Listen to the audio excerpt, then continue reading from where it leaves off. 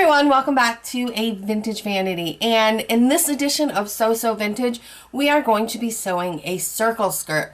Now I went on spoonflower.com, which I'll place a link in the description, and I fell in love with this Doctor Who themed fabric. I mean, look at it, it's got the Gallifreyan symbols and of course the TARDIS is on it, and I just thought it was such a beautiful print, so I splurged on the 5 yards to buy this fabric to make a circle skirt. I thought it would just be a fun way to combine my love of vintage and my love of all things sci-fi and geeky. So I was very happy with this fabric. Now I do want to make a traditional length in my circle skirt, so the length of my skirt is going to go past my knee, which, given the restrictions of this fabric, actually is turning out to be a bit of a challenge. Because one thing you'll notice is the pattern is not random. All the TARDISi, is that the plural of TARDIS? All go vertical. They're not random. That makes it number 1 challenge.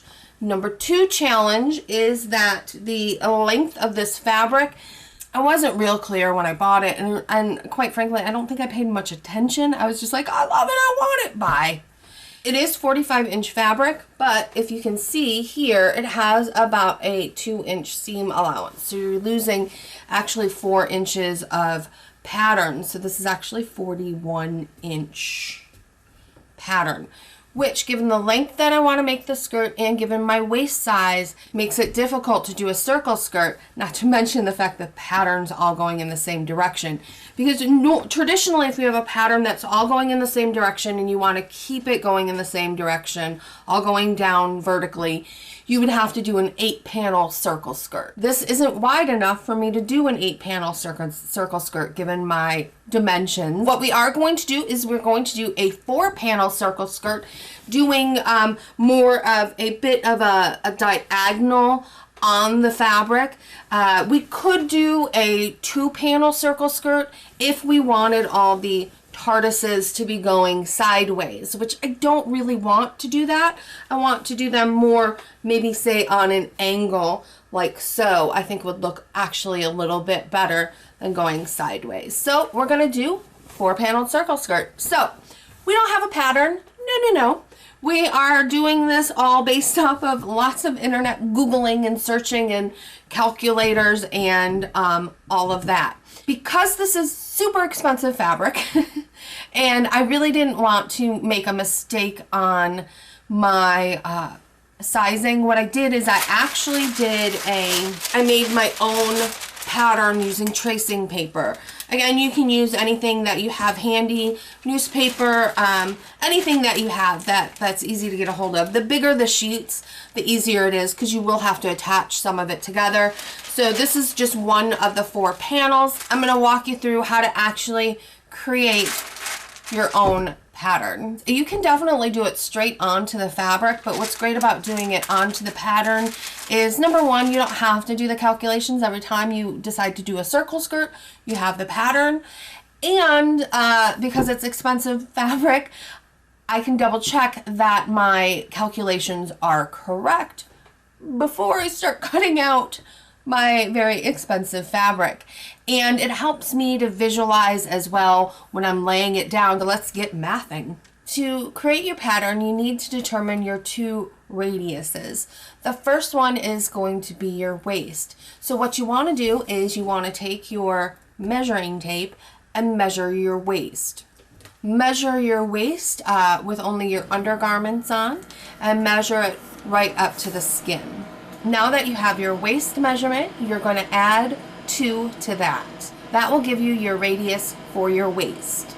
The extra 2 inches is to give the skirt a little more give when you're bringing it up over your hips. Now you're going to divide your waist radius by 6.28. That is pi times 2.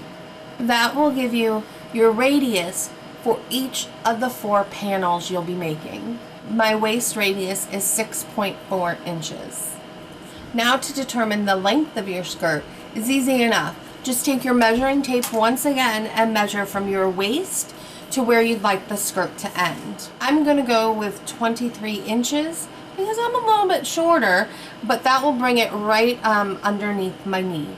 Then on top of my 23 inches, I'm going to add an additional 3 inches. 2 inches for the hem and 1 inch for the waistband seam, bringing me a 26 length. So now with those two measurements, you're going to determine how much yardage you need. I'll place a link in the description to a calculator which will help you determine how much yardage of fabric you'll need. Like I said, I ordered 5 yards of my fabric. I just did a quick calculation because quite honestly, I'm more than happy to have additional pieces of this fabric because I will be incorporating this into the eventual shirt I'm going to make to go along with the circle skirt, which is the next So Vintage series. So that is it for today's So Vintage. I hope you guys are really enjoying this project. I am absolutely loving every second of it. And next week we're actually going to get into drafting the pattern piece for it and also cutting out the fabric and probably getting into maybe the start of a little stitching.